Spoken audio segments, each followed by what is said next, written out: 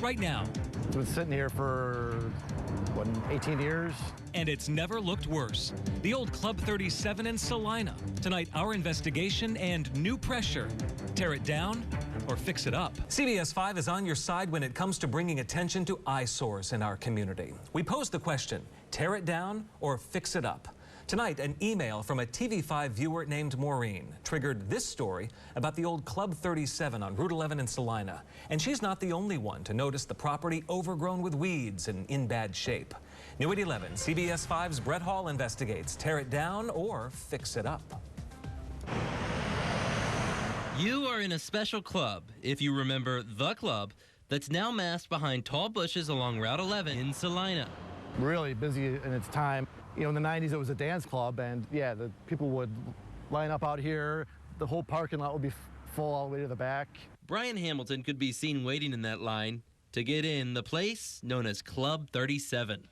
Great place, you know, just to hang out with your friends. Yeah, I wasn't much of a dancer, but it was you could stand around the edge of the circle and just watch people dance. He shares these images from 1999, taken shortly before the club closed down. It's kind of sad now. The building has sat vacant for more than 15 years, with no outward signs of new development. The sign over there says Club NV is coming. That's been there for about 15 years. Only further decay. Strips of dark fabric sparsely hang from the canopy frame, peeling paint on the bricks, rotting wood in the parking lot. Has been unoccupied for some time. It doesn't look great.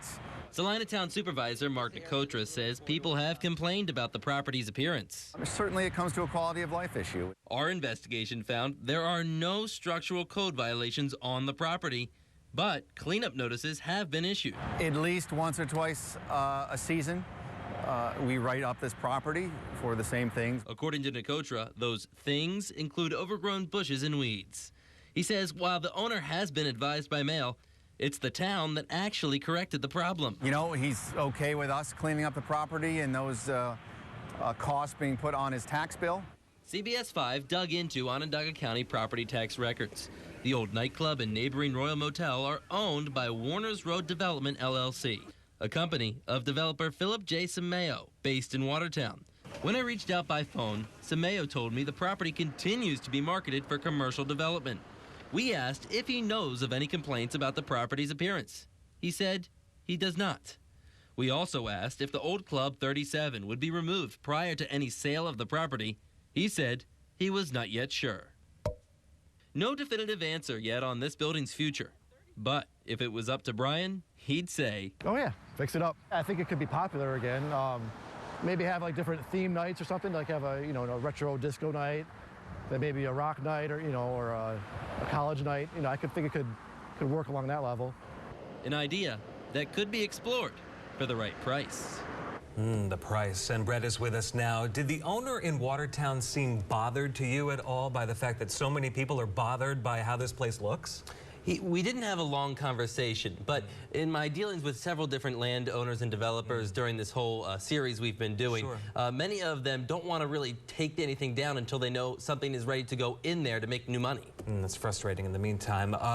Tear it down or fix it up. It's something that you've asked about several places across central New York. I want to bring our viewers up to speed on where some of those things stand. Cinnamon North in Mattydale. It is terribly ugly. Yes, and actually while you were on vacation, Michael, we got word that they ran out of time, the property owner, to make those changes. Well, the town kind of flexed their muscle and said, okay, we're going to hire a contractor.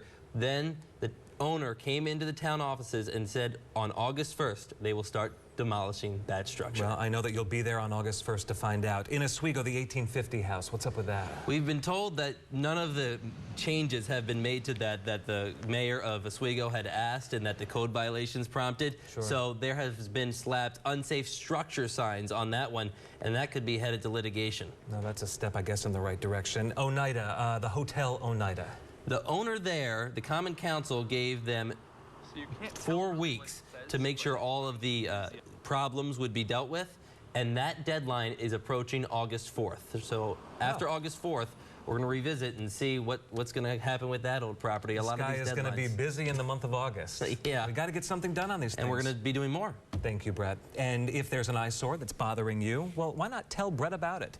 We may feature it as part of this Tear It Down or Fix It Up investigation. Email bhall@sbgtv.com.